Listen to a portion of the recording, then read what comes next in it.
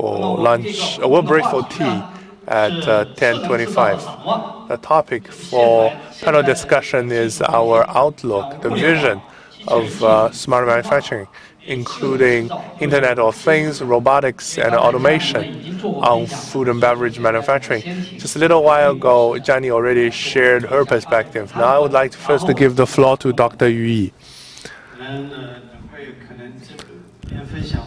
Maybe a little later, if I share what I have in my mind now, I could shorten my presentation a little later.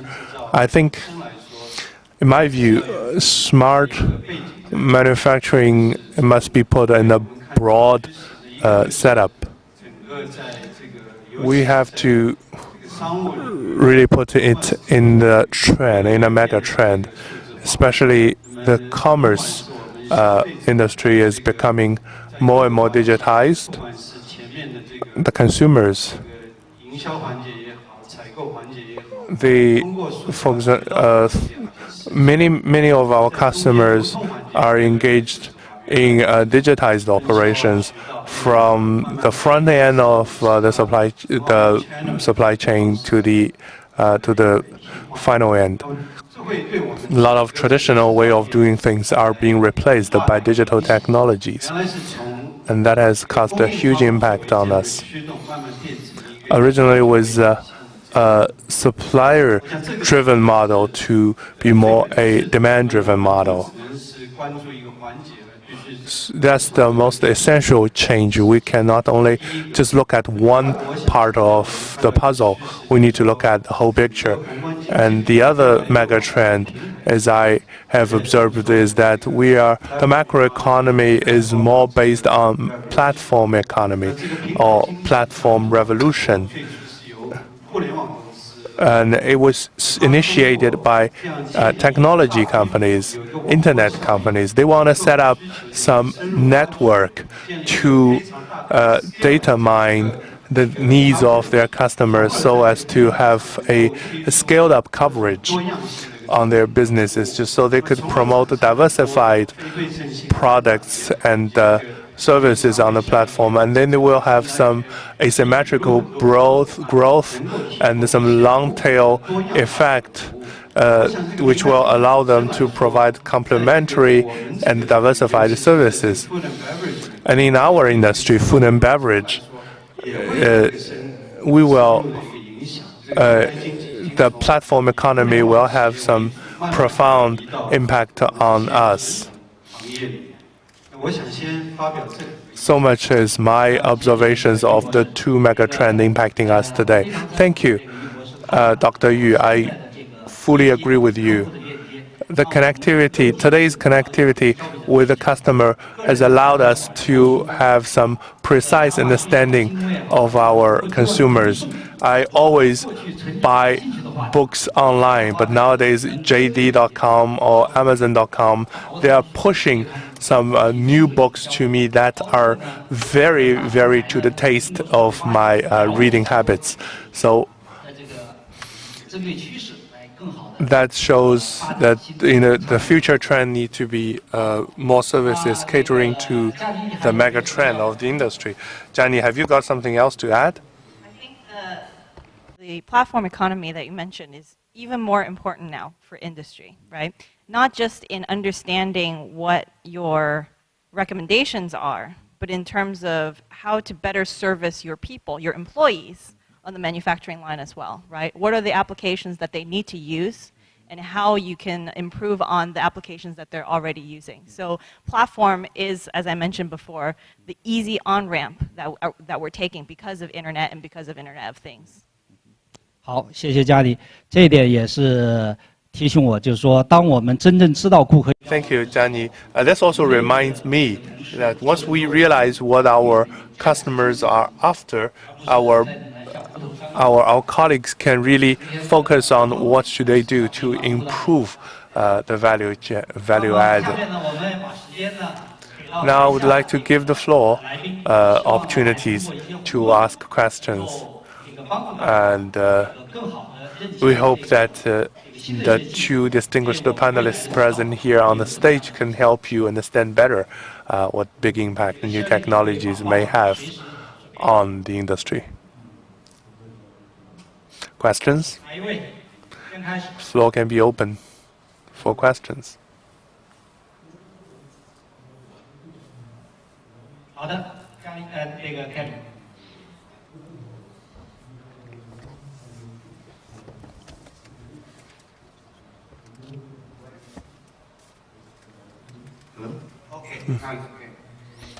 Last question for Mr.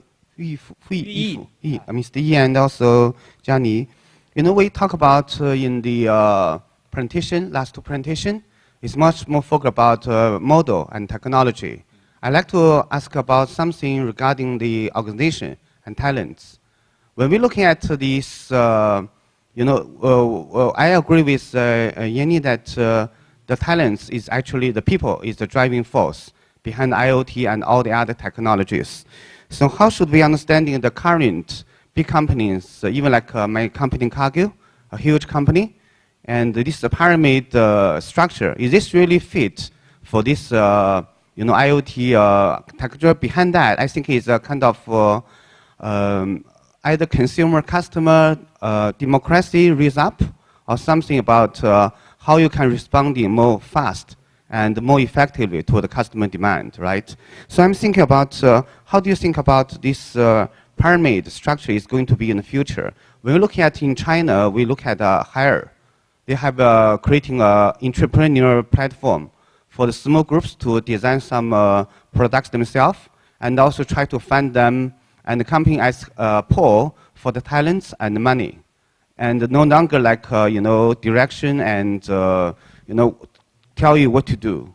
But it's much more about you can ask the company what kind of resources you're requesting.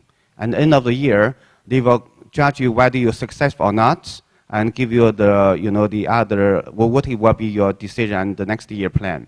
So I'd like to get your view. How do you feel in China? What's going to be that kind of roadmap? And from the compare with the B2C or B2B, personally, I think in B2B will be much easier to get this change. But I don't know, you know, what will be your opinion, how to do this more successfully? Thank you. You start? Well, I'll start because I will tell you that IBM is undergoing a very large transformation of ourselves, specifically around people and change. Like I mentioned, IoT was a new business unit for us, and what's really interesting about that was actually we are a startup inside IBM. It's like it doesn't even make sense because IBM is such a giant machine. But that was exactly the experiment that our CEO and our chairman wanted us to take. Because IoT moves fast, because technology like this comes around once a decade, and we need to be on top of it, and we need to move as quickly as we can. So we made a deliberate decision that we would be formed as a startup unit inside IBM, and quarterly, we have to prove results. We have to deliver a certain amount of clients every quarter. We have to show that we are actually getting client value in order to be continuously funded every quarter. So we undergo the pitching of just like a startup company. And that has to be a corporate strategy decision to say, we need to change the philosophy of our people. It is no longer a big machine of people moving on a direction, like you said, but we have to take initiative and we have to work like a startup. I think it's going to be true. It's true for us, and it's going to be true for China too, right? We always learn from the best in the industry. I think, you know, companies like Google and Amazon and Facebook have done an excellent job in showing us how collaborative organization and working in that manner can actually lead to a lot of ingenuity. So we have a lot of internal hackathons. We have actually pools of money inside now IBM around cognitive build. So anybody can pitch an idea, anybody can form a working team, and then that team will then pitch to our CEO, and they will actually get seed money to start startup units inside our company. So people is a very big thing, and it's all about a top-level strategic direction to say that we have to change or else we'll be left behind. Yeah, that's really true. So maybe I come from different angle. I see a lot of things automate, digitalize, but I think the human capital is still the key. In Accenture, we publish annually, we call the Tech Vision. So always talk about what's the trends in the technology side, really looking forward to 3 to 5 years. We have been doing this since 2012. And this year, our published Tech Vision, the key focus is people. We call it in the digital age, people first. Of course, there are different elements. I would be happy to share a Tech Vision report to everybody interested. But one key area is the workforce. Because the workforce is no longer different, right? Because a lot of no longer people like me, it's the 70s, but people from the Y generation or even the millennial, right? So they are born digital. The way they consume, the way they work, very different. But more importantly, the work itself is also different. So in this Tech Vision, we particularly call a concept called the liquid workforce. So our workforce no longer this pyramid, a functional base, hierarchical, very rigid. You need to be dynamic. And a liquid workforce is another evolution from the agile kind of model, right? So I think liquid workforce traditionally has been, you have seen in other industry, like movie industry, one example. When they make a movie, they need a producer, they need a director, they need a movie star, but also many other productions. How do they assemble this top-notch team together, finding the right specialty for the right task to do? But this is happening in other industry. I think not only the movie industry, the sports industry, now even the healthcare side, doctor can be separate from the hospitals, the nurses, and so on. And I think in future, even in our consumer goods, food and beverage, who does the best, and it's a highly specialized, highly individualized, right? So you need to really think about what does that mean for liquid workforce. And I think the concept itself needs more elaboration, but I just want to bring up here. And one data point for your information, there was a study we did in US saying by 2020, there was almost like 43% of the workforce almost like freelance in nature. Freelance doesn't mean just single, right? You may be a small team as a designer, user experience people, and so on. And they can be just forming for 6 months, they can be for multiple years. And how do you engage them? Even in the manufacturing side, right? In the design side, do you do it in-house, do you do outside? When you engage your consumer side, do you do yourself or do you leverage the platform as a service to do that? So I really fully agree with you. This will change a lot of things we do business. This need to be organized. How do you organize them, right? And you need a project base, as you mentioned already, and Jiani also mentioned. And the second key element is talent development. You need to training them. How do you provide the training ongoing? And then the third thing is really how do you governance, right? The measurement, the quality, and so on. So, but again, I do feel this is really a key element for us to move to this smart manufacturing age. 这个非常赞同，这个知识经历，人才最重要。 I fully agree with the point that in the age of a smart economy, talent is key. And I found that many senior executives of multinationals left their companies and set up their own companies. I'm a very good example.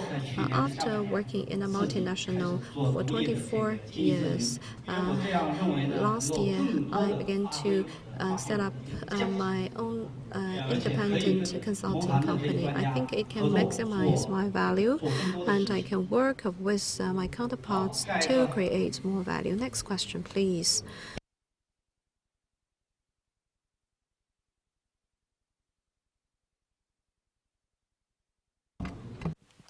We're in FBIF, right? So I'd like to talk about more about the food and beverage and manufacturing here. In the industry here, food safety is or food regulation is quite important. Therefore, the traceability is critical. And how does IoT can provide this traceability? And I want to know, do you have experience or examples for your customer? Would you handle the recall product, which is against the food safety here? I would like to know your comment. Thank you. Well, So I think food is very, very particular. We actually have quite a bit of study around the waste of food, actually. I mean, you can imagine the amount of food that goes to waste a day, not only in US, but actually all over the world.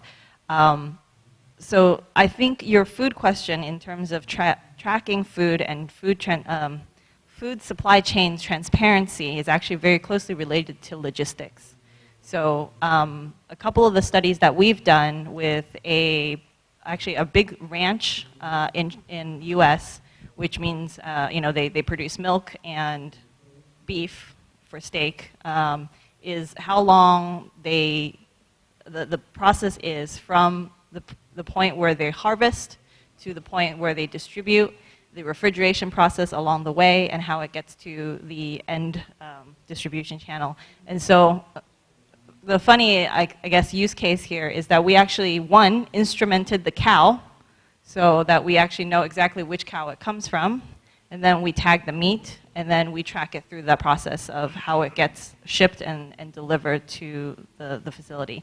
So that's a very unique use case. I don't think it applies for every food process use case, but the fact that you are able to have real-time information on how that product is being traced and the real-time information on diversions of logistics, if that happens to be the case for weather, that was one of the examples that I have around IoT and food transportation. Yeah, I think Jiani already covered a lot, but I think trace and tracking is always a key element or use case in this IoT, in this space. I only want to bring one is you need to start from the origination, not just on the logistic in the middle, right? So even like a lot of food, how you, the production side, on the farming side, so as well. So what we did recently, a project in Australia, because the key challenge is now, I think everybody can understand, you can put tag here and there, then you trace along the way. But if you do that, the downside is also the cost and also very silo, right? You can't, it's very fragmented. The origination came from so many different places. So one example I'm giving is we work with, rather than each farm in Australia, we work through the Australia Farming Association.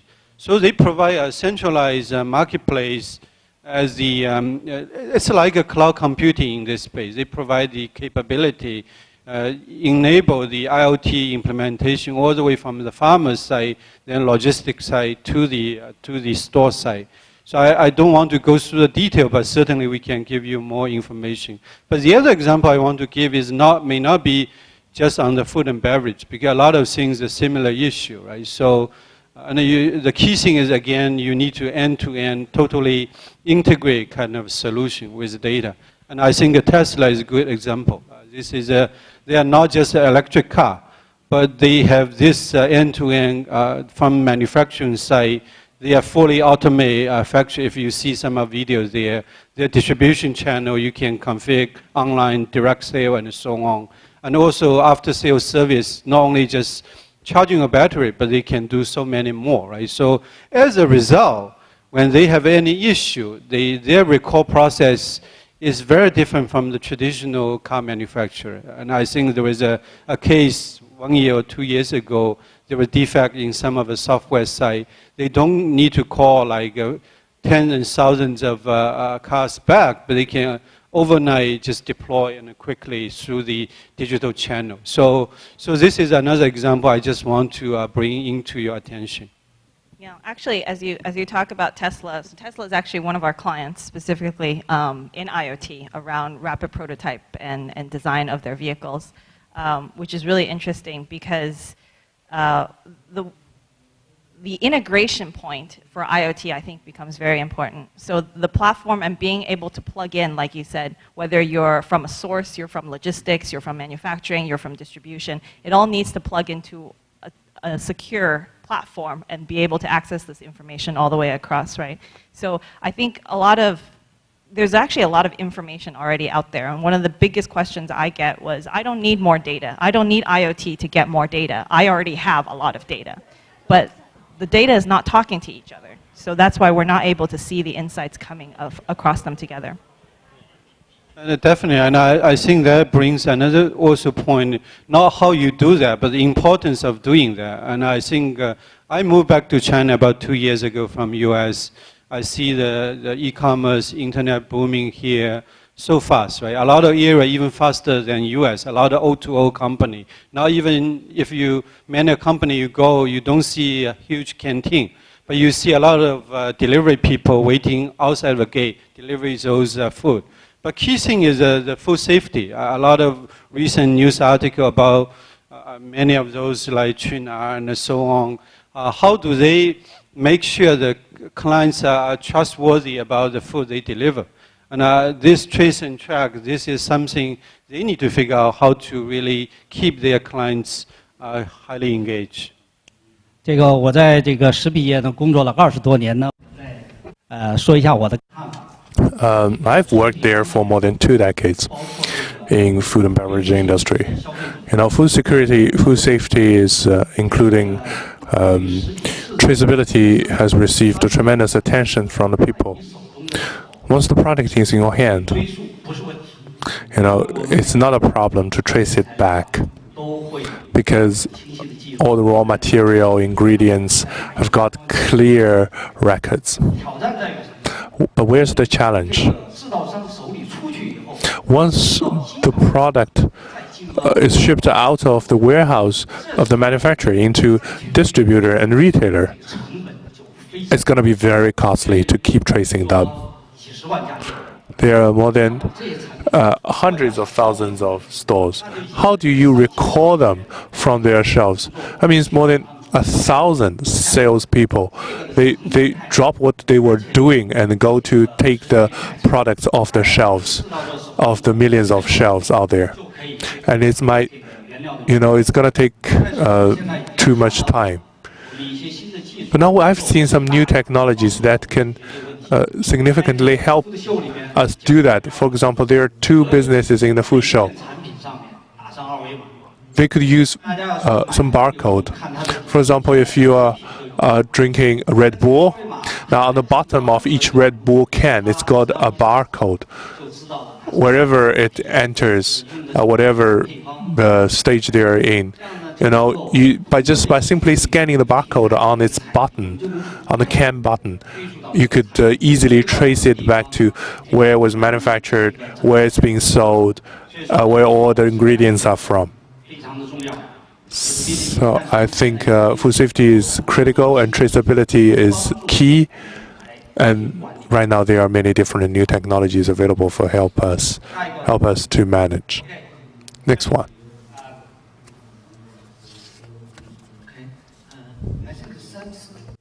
You gave some example like Tesla or like just Daniel say in Bosch have some parallel run manufacturing already implementation Industry 4.0. My question is because if it's anyone have shared, you have a successful case in the food manufacturing, use this IoT or Industry 4.0. My question is, I'm working for Mars. You know, if we have a strong ambition to speed up for the switch, for example, we are from 2.0 to 4.0. It's easy one step go, or we need from 2.0 to 3.0 and then 4.0.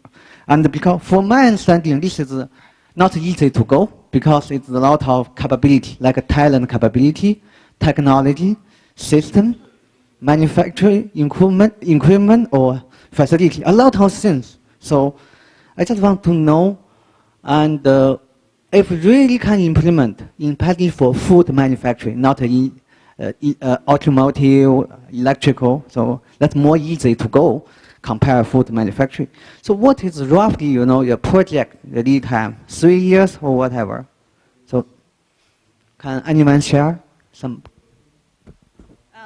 Well, we have 2 major, I would say, food manufacturing sort of initiatives going with a couple of our clients. One is with a fast food company, a very large fast food company in the U.S. and here as well. And then the other one is with a consumer products a maker. So the the ramp is actually not as long as you would think. It is not 3 years. Our pilot projects are typically around 3 months to 6 months. So it's very fast. Because what we specifically want to do is understand what data you already have and what data could be used immediately to improve the process. So instead of thinking, okay, I'm going to go on an IoT initiative, right? I'm going to start to need to buy the hardware, the software, the hire new people, and the whole transformation piece of it. You start off small because the connectivity is easy, and the connectivity allows you to investigate which part of your value chain allows you to get the most benefit out of it. So typically it starts off with a consulting engagement, right, where you would need to understand which part of your value chain could deliver value. So, you know, it's not typically where we think we want. You know, a lot of companies come to us and we think, oh, it's all about the automation of the manufacturing. But it wasn't that area that would give us the most value. It was actually the predictive maintenance of their assets in allowing them to have better runtime. That was actually where the point was. Or another example was with the fast food company, it was actually about shipping and logistics. It was not actually about the process of making. So I think you start off with an investigative approach in looking at your entire value chain on how IoT could help you get started. And then once you decide on that, then the pilot of it is really very quick, 3 to 6 months. Within 3 to 6 months, you'll be able to see how much ROI you'll get off of this and whether you should roll out to large scale. So like I mentioned, IoT is very young, right? It's a brand new technology. Industry 4.0 is very young.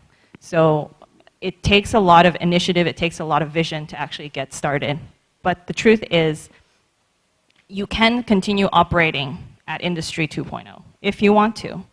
But the incremental cost to get to Industry 4.0 from 2.0 is actually not as high as you think, especially if you apply it very pointed in a specific use case.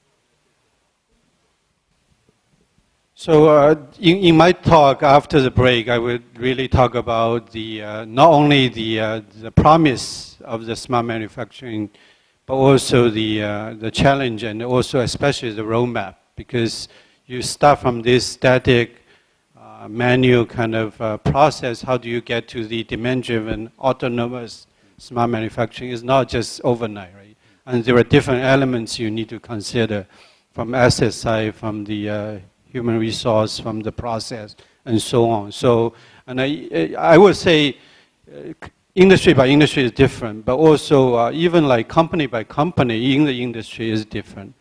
We have been working with a lot of global food and beverage large clients on this journey, right? And our approach is always understanding where they are, what's their key priorities, and step by step doing that. But in China, we have also working with some of the local company as well. I was in Changsha just 2 days ago. It's not just a food company, but it's more the tobacco company. But they have a similar issue, large capacity, huge resource allocation. When they build a new plant, how do they take not only the technology side, how to optimize, right? So a few areas they focus, like on the floor automation, using some robotics and so on. There are also maintenance side, how do you have more data-driven asset management side. And I think the third thing, they also pick a few areas to start with, like customized production. Can you do the personalized packaging first rather than changing all the ingredients of those things, right? So I think it's always is a customized journey. There is not one size fits all, but there are certain areas you always need to go through. I hope I can cover more in my talk after the break. Of course, my colleague also in the back, Niels, he is an expert in our regional, in Asia Pac. We have a lot of clients in Singapore and as well, so we can certainly want to sit down with you to have a more dialogue in this area. 好，谢谢。这个因为我是来自快消品。I'm from fast-moving service product, consumer product industry. We all have one pain point, is that our businesses are slowing down. So the key point right now is to better understand the change of our consumers' taste. We need to get better consumer insights so as to develop products that they would favor. and target them precisely. Do you have some good examples to use some latest technologies to help FMCG or food and beverage companies to do that? Right? So, but I would just talk about from myself as the consumer itself. I came from U.S. to China 2 years ago. Even I grew up in China, but I do see the consumer behavior totally different. In U.S., you feel you have a lot of choices, but in the end of the days, you realize you don't, because a lot of things, they force you to choose a few areas. If you like food, some people will go to Walmart, some people will go to Whole Food Market. But those are totally different. Within Whole Food Market, each area, they will only give you 3 or 4 choices. So it's highly based on the segmentation. I think this is good because they know the customer by the segmentation. But in the same sense, this is not good because consumers become more sophisticated. And especially when I come to China, you go to any supermarket, there are so many things, you become, the bad news is you become confused. But the good news, at least, this over the night help you to figure out what you exactly want. You have a lot of choices. I think how do you drive a balance, this is a key thing. And certainly, as a manufacturing, you need to understand how the consumer market change, right? So one example is the breakfast. When I grew up in China, we always use a traditional porridge, all those things.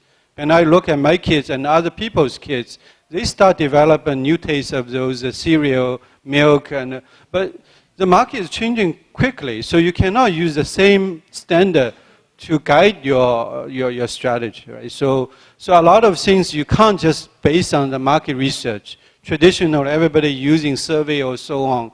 And in the consumer space, a lot of times they may not know what they exactly want. So this is also the point I want to cover in my talk, but certainly I do feel that this is a pain point, not only for the manufacturing company, but also even for the logistics side. They need to know how do they optimize their location, the raw, how do they go to the consumer much quickly, right? So I see the time is up, so sorry.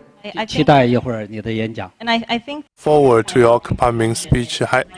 like I said, IoT is all about not just the information of the thing, but it's about other sources of information. So that's why we strategically bought the weather company. That's why we strategically partner with Facebook and Twitter, right? Because social insights is going to become more and more important in how people talk about their things and the likes and wants of it. So it needs to be a collaboration of requirements, effectively. You're going to have requirements from your market research, from what you actually can deliver, and then from the social insights of what your customers are looking for. And you need to combine all of these things to come up with the analytics and the information around that to decide on what the next type of product you want to introduce. OK，谢谢。